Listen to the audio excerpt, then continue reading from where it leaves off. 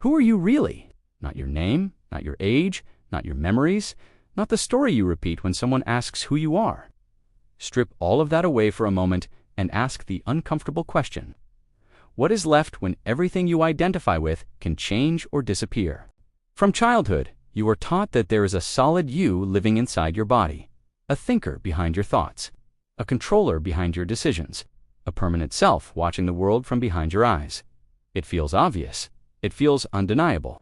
Yet when you look closely, this self becomes strangely difficult to locate. Your body changes constantly. Cells die and replace themselves. Your face changes. Your voice shifts. Your personality evolves. The person you were 10 years ago feels distant, almost like a stranger. If everything that can be observed about you changes, then what exactly is the self that is supposed to remain the same? Thoughts arise without permission. You do not choose the next thought you will think. It simply appears. If you were truly the author of your thoughts, you would be able to predict them. You cannot. This raises a disturbing possibility. If you are not choosing your thoughts, then who is? Emotions follow the same pattern. Fear, joy, anger, sadness emerge on their own. You can observe them, but you cannot summon or dismiss them at will. They move through you like weather.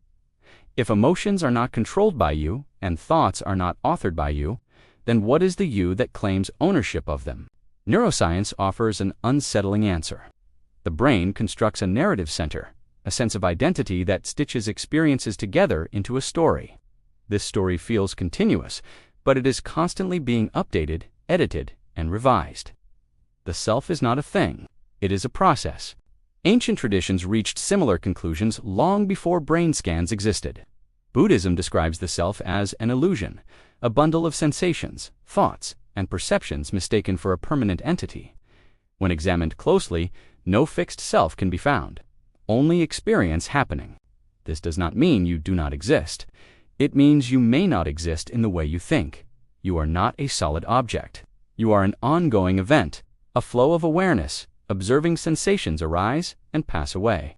Consider this. When you say, I am thinking, who is the I that notices the thought? The thought itself cannot observe itself. Something else is aware of it. But when you look for that observer, it cannot be found either. Awareness has no shape, no location, no identity.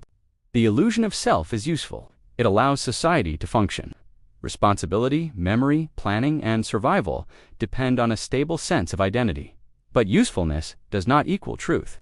The brain creates the self because it is efficient, not because it is real in the way we assume. This illusion becomes most visible in moments of silence. When distractions fade, the inner narrator becomes louder. The mind rushes to reassert identity. Labels, worries, memories, and plans flood in. Anything to avoid the uncomfortable realization that there may be no center holding it all together.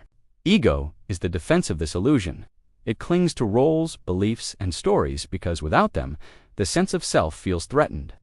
When the ego is challenged, the reaction feels personal, even physical.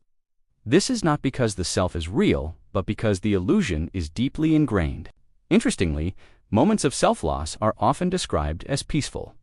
Flow states, deep meditation, creative immersion, near-death experiences. In these moments, the sense of me dissolves, yet awareness remains. Experience continues without a narrator. This suggests something profound. The self is not required for consciousness. Awareness exists before identity is added. The self is layered on top of experience, not at its core. So, why does this matter? Because much of human suffering comes from defending an illusion. Fear of failure, fear of judgment, fear of death. All of these assume a solid self that can be damaged or erased. If the self is a story, then suffering is often the pain of protecting that story. Letting go of the illusion does not erase your life. It softens it. Actions still happen. Choices still occur. But they are no longer anchored to a fragile identity. Life becomes something you participate in, not something you must constantly control. The illusion of self is not a mistake. It is a tool. But, like any tool, it becomes dangerous when mistaken for reality. When you believe the mask is your face, you suffer when it cracks. So the question is not whether the self exists. The question is this: who are you when you stop defending it? What remains when the story pauses, even for a second? Sit with that question. Do not answer it too quickly. The truth is not loud. It does not announce itself. It reveals itself in silence, when the illusion loosens its grip. And when that happens, you may realize something unsettling and freeing at the same time. You were never trapped inside a self. You were only believing in one.